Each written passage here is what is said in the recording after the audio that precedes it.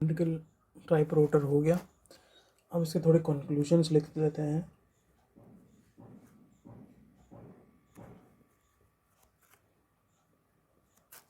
पहला कि number of turns Q axis के पास near Q axis are more, number of turns near D axis are 0। Okay, अब harmonics of phase से related थोड़ा discussion कर लेते हैं। एक मिनट, थोड़ा आर वाई बी फेस कैसे होता है, कैसे एंटी क्लॉकवाइज क्लॉकवाइज क्या होता है, उसके बारे में थोड़ा डिस्कस कर लेते हैं। ये यहाँ पे भी कन्फ्यूजन रहता है, मुझे भी होता था कभी कभार। ठीक है, तो उसको थोड़ा देख लेते हैं।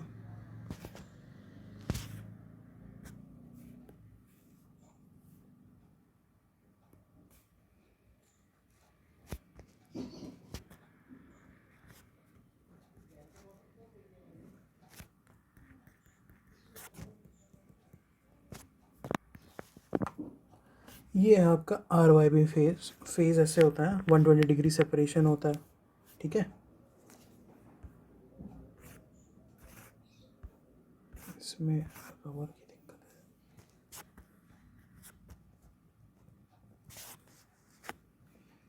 है। इन तीनों के बीच 120 डिग्री सेपरेशन है। रेफरेंस हम आर को लेते हैं ज़्यादातर। ठीक है, उसी से ये 120 डिग्रीज निकालते हैं। अब थोड़ा रोटेशन के बारे में देख लेते हैं, क्या होता है कैसे होता है। मान लीजिए कोई ऑब्जर्वर है, ऑब्जर्वर को बना देते हैं ऐसा।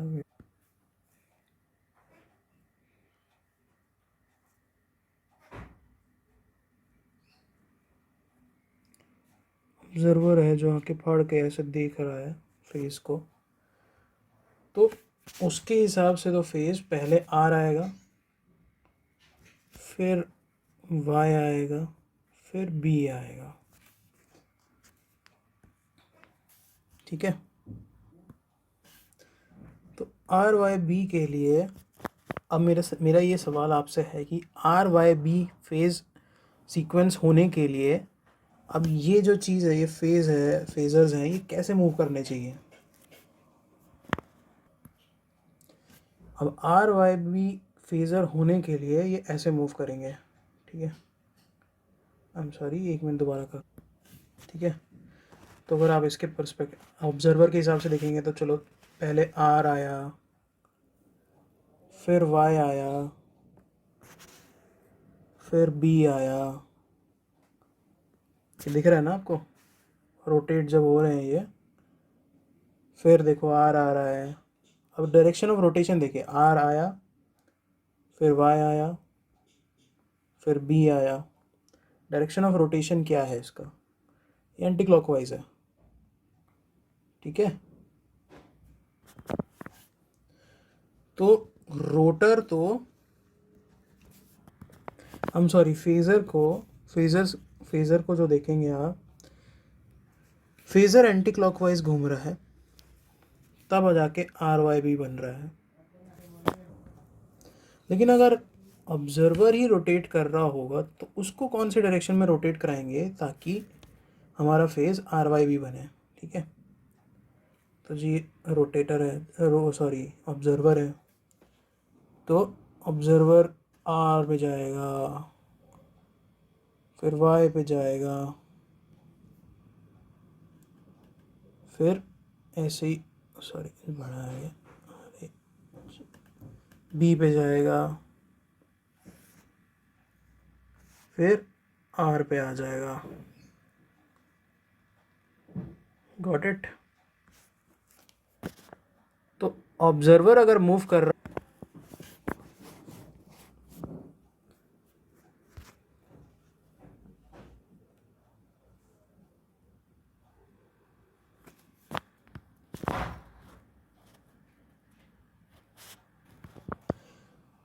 तो पहले type of harmonic, first type of harmonic होता है ट्रिप्लन हार्मोनिक।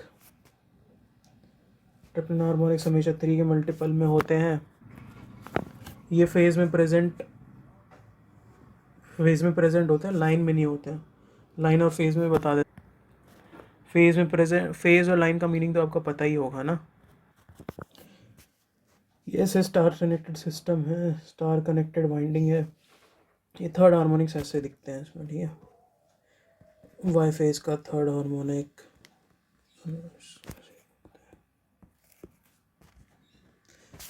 और बी फेज का थर्ड हार्मोनिक, तो ऐसे होते हैं।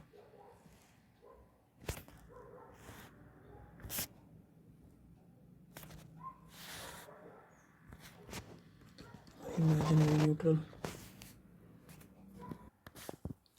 अब फेज क्या होता है? फेज होता है एक लाइन और न्यूट्रल के बीच में, ठीक है। तो ये कह रहा है फेज के बीच में तो होता है। अब ट्रिपल हार्मोनिक्स ऐसे ही दिखते हैं, ठीक है। वो बैटरी की तरह ही दिखेगा, ऐसे ही दिखेंगे वो भी, ठीक है। वोल्टेज की तरह ही दिखते हैं। तो ये कह रहा है कि ट्रिपल हार्मोनिक्स फेज में तो एग्जिस्ट करते हैं, exists in phase but not in line. Phase होता है आपका किसी भी एक, जो फेज ऐसे निकल रहा है और न्यूट्रल के बीच में। तो फेज में तो हाँ बिल्कुल एग्जिस्ट कर रहा है। फेज में ER3 थर्ड हार्मोनिक एग्जिस्ट कर रहा है, वो EMF का। लेकिन अगर यही चीज़ देखोगे दो लाइनों के बीच में, दो लाइनों के बीच में देखिए, इनको लाइन, ये लाइन हो गई आपकी, ठीक है।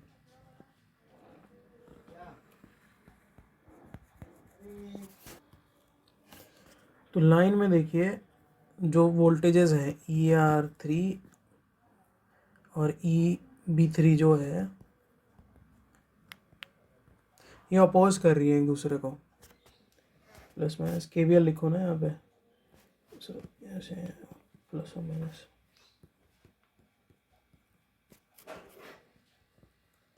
KVL लिख लीजिए, समझ में आ जाएगा। EB3 से लेते हैं, EB3 plus of EB3 minus of ER3, ठीक है।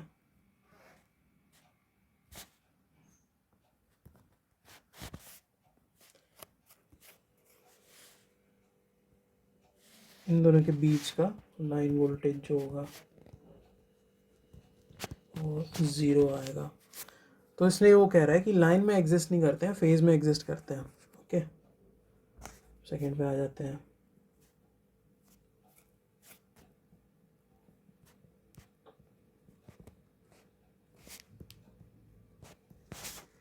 ठीक है,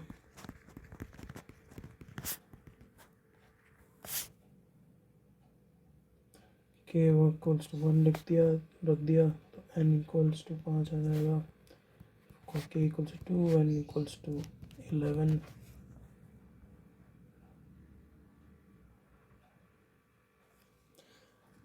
फिफ्थ हार्मोनिक्स जो होते हैं ना, फिफ्थ हार्मोनिक्स हैं ये। फिफ्थ हार्मोनिक्स में इंडक्शन मशीन में ज़्यादा अच्छे से पढ़ेंगे, ठीक है। इनमें ज़्यादा यूज़ नहीं है। फिफ्थ हार्मोनिक्स में सीक्वेंस उल्टा हो जाता है, ये उल्टे घूमने लगते हैं। हमने अभी बताया था उसमें ये EY भी ऑब्जर्वर के हिसाब से अगर देखेंगे तो कैसे मूव करेगा। एंटी क्लॉकवाइज, ये R था, RYB, तो एंटी क्लॉकवाइज मूव करेगा इस ऑब्जर्वर के हिसाब से, है ना। इसमें लेकिन उल्टा होता है। जो फिफ्थ हार्मोनिक्स होते हैं, फिफ्थ ऐसे लिखता हूँ, ER5, EY5, EB5, fifth harmonics of EMF induce of ma'am. तो ये जो होता है ये एंटी क्लॉकवाइज डायरेक्शन में मूव करते हैं। एंटी क्लॉकवाइज नहीं, I am sorry, clockwise direction में मूव करते हैं। तो एक तरह से ये अपोजिट मूव करते हैं, अपोजिट डायरेक्शन में रोटेट करते हैं आपके नॉर्मल फेज के, ठीक है। ER और EB के फेज के नॉर्मल, वो तो एंटी क्लॉकवाइज रोटेट करते हैं ऑब्जर्वर के हिसाब से, है ना। वो ऐसे रोटेट करते हैं नॉर्मल वाले ER EY EB फेज। लेकिन ये क्या करता है, ये क्लॉकवाइज डायरेक्शन में रोटेट करता है। ER5, EY5, EB5। ओके,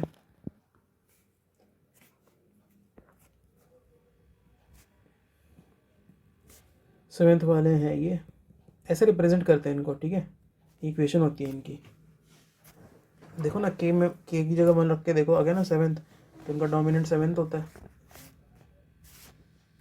के ऑब्वियसली 1 2 3 होता है। सेवेंथ वाले जो हैं इनकी जनरली ये RYB फेज में ही रोटेट करते हैं। इनको लिख देता हूँ मैं, रोटेशन RBY।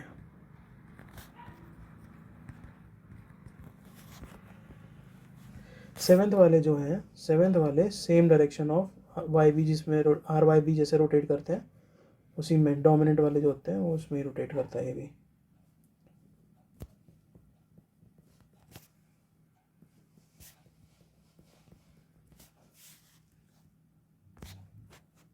बना दो इनको भी, ER7, EY7, EB7। सेपरेशन तो 120 डिग्री रहता है सबके बीच में। ओके, ठीक है, चलो अब नेक्स्ट मूव करते हैं। एक और चीज़, ऑल्टरनेटर्स होते हैं, जो एक नोट लिखवा देते हैं। ऑल्टरनेटर्स स्टार के रूप में कनेक्टेड होते हैं, ठीक है। ऑल्टरनेटर्स या सिंक्रोनस जनरेटर जिनको कहते हैं, are connected in star generally. Alternators are connected in star configuration, delta में नहीं होते हैं, ठीक है। क्या रीज़न था, यही वाला रीज़न है sir. Triple N harmonics, third harmonics उसमें एलिमिनेट हो जाते हैं। Alternators are connected in star configuration because in star third harmonics are eliminated. अब तो भाई कोई भी मशीन होती है, ट्रांसफार्मर हो गया आपका सबस्टेशन में, या फिर जनरेटर हो गया, ये लोग अपने लोकली ग्राउंडेड होते हैं। इनमें से न्यूट्रल निकाल के थोड़ी ना आपके घर तक लाया जाता है, ये लोकली ग्राउंडेड रहते हैं। जैसे आपके घर में भी अगर कोई न्यूट्रल आ रहा है तो वो ट्रांसफार्मर में जाके वो ग्राउंडेड ही होता है, ठीक है, वो ग्राउंडेड ही होता है। ये जो न्यूट्रल है ना, ये न्यूट्रल आपके घर तक नहीं आता है, वो लोकली ग्राउंडेड रहता है वहीं पे। जहाँ पे ऑल्टरनेटर मान लो टेहरी है, टेहरी डैम में कोई ऑल्टरनेटर है, उसकी जो कनेक्शन की जो न्यूट्रल वाली तार होगी वो वहीं पे गाड़ दी जाती है। टेहरी डैम में गड़ी हुई है, वो घर तक नहीं आती उठ के। तो आपके पास केवल वो 3 फेजेस ही आते हैं, ठीक है। और ट्रांसफार्मर अगर आपके घर में भी अगर न्यूट्रल है तो वो, जैसे आप सबस्टेशन, आपके लोकल जो सबस्टेशन होगा, तो वहाँ पे जाके वो न्यूट्रल ग्राउंडेड ही होता है, जहाँ तक मुझे पता है। अगर अदरवाइज़ होगा तो मुझे नहीं पता, ठीक है। तो आपके थर्ड हार्मोनिक्स एलिमिनेट हो गए स्टार में, लेकिन गेट में ज़्यादातर क्वेश्चन डेल्टा पे आते हैं पता नहीं, इसमें सर्कुलेटरी करंट भी हो जाता है फिर आपका डेल्टा कनेक्शन में है, अगर डेल्टा है ना तो। और ये रेजिस्टेंस मान लो उसका, वायर का, ऐसे।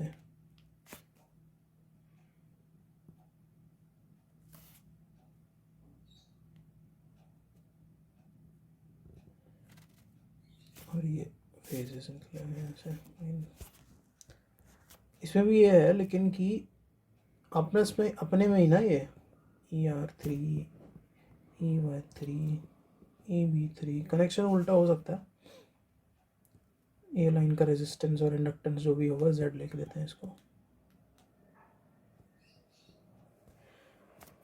यहाँ पे जो आपके ट्रिपल हार्मोनिक्स हैं, थर्ड हार्मोनिक्स हैं, वो आपस में डिसिपेट हो जाते हैं, ठीक है।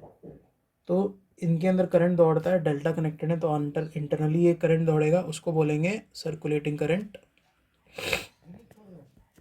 सर्कुलेटिंग करंट बोलते हैं इसे। और वो जो ये रेजिस्ट जेड है ना, इतने जेड है, 3Z हो गया ना सिस्टम में, तो ये 3Z में ये डिसिपेट भी हो जाते हैं, ठीक है।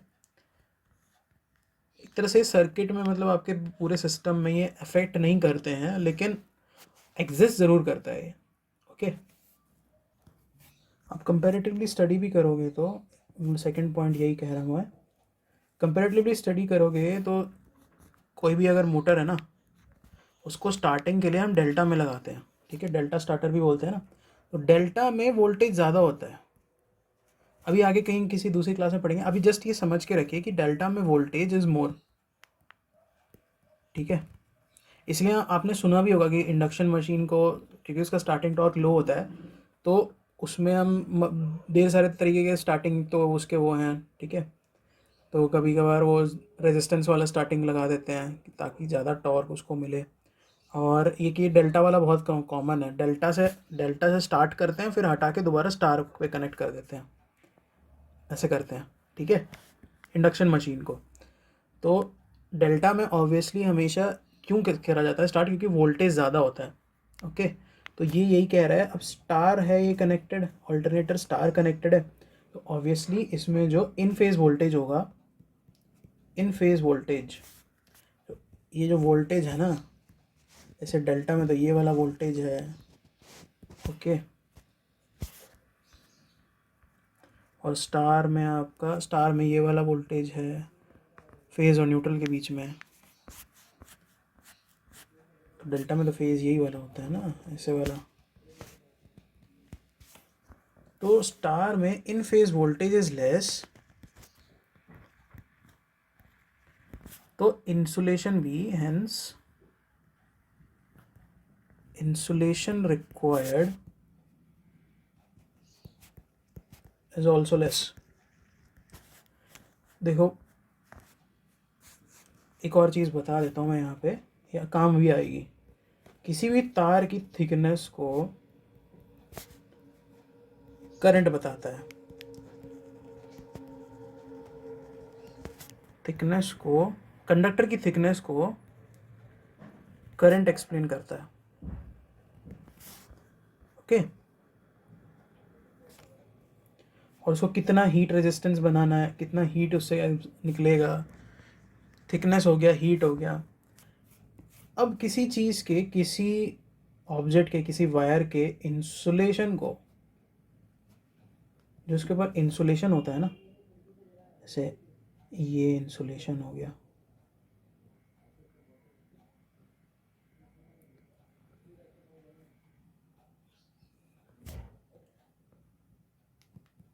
इंसुलेशन हो गया, इंसुलेशन की वैल्यू वोल्टेज बताता है,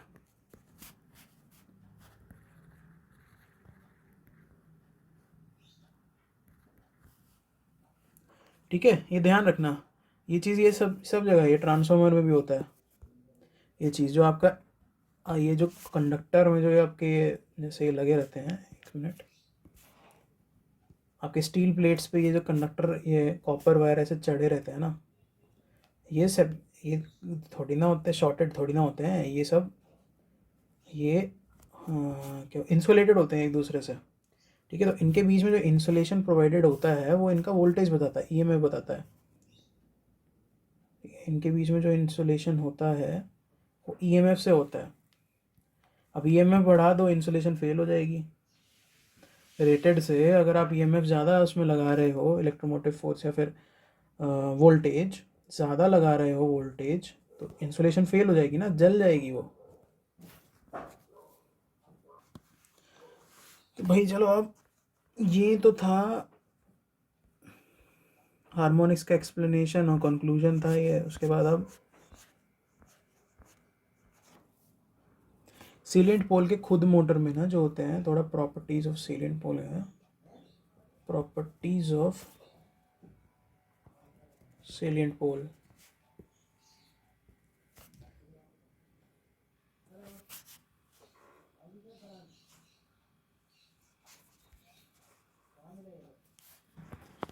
प्रॉपर्टीज ऑफ सीलेंट पोल में सबसे पहले आता है, डी एक्सिस के पास जो एयर गैप होता है इज मिनिमम, ठीक है, सेलिएंट पोल के बारे में बात हो रही है। यहाँ पे आप देख रहे हो ना, एयर गैप सबसे कम है, तो फ्लक्स लाइंस जो होंगी ये ज़्यादा क्रॉस करेंगी। ठीक है, फ्लक्स लाइंस ज़्यादा क्रॉस करेंगी यहाँ से।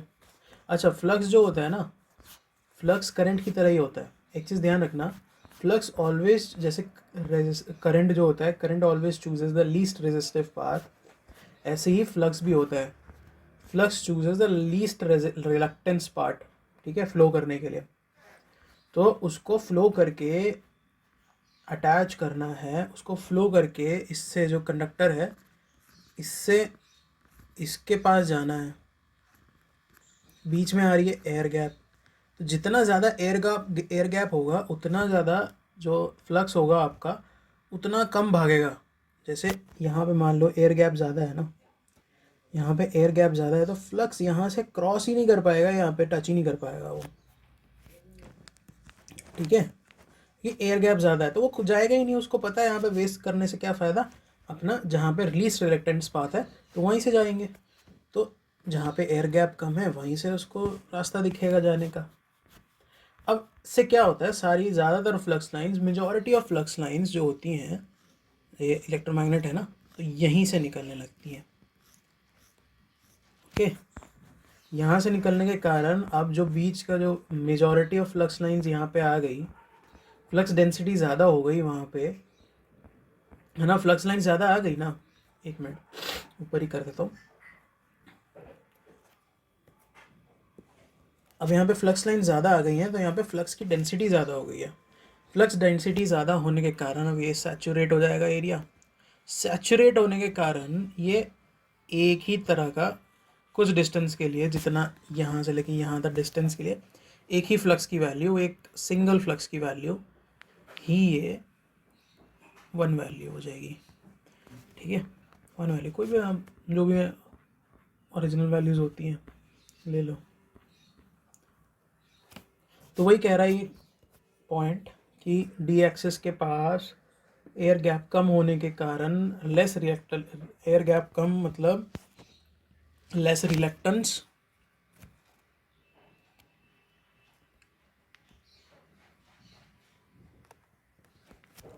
तो और लेस रिलक्टेंस के कारण फ्लक्स ज़्यादा फ्लो होगा वहाँ से, मैक्सिमम फ्लक्स लाइंस फ्लोइंग, और उसके कारण सैचुरेशन हो जाएगा पोल टिप का। ओके, अब फिर वो सैचुरेशन होने के कारण क्या हुआ, अभी मैंने बताया भी था ऊपर जब हम एक्सप्लेन कर रहे थे कि वेवफॉर्म कैसे बनती है, तो मैंने बताया था ना, इतने एरिया में सेम फ्लक्स है, सेम फ्लक्स अमाउंट है इतने एरिया में, तो उसके कारण क्या होगा, एक फ्लैट टॉप बन जाएगा। अब यही आपका पॉइंट है सेलिएंट पोल का प्रॉपर्टी में। Due to saturation of the pole tip,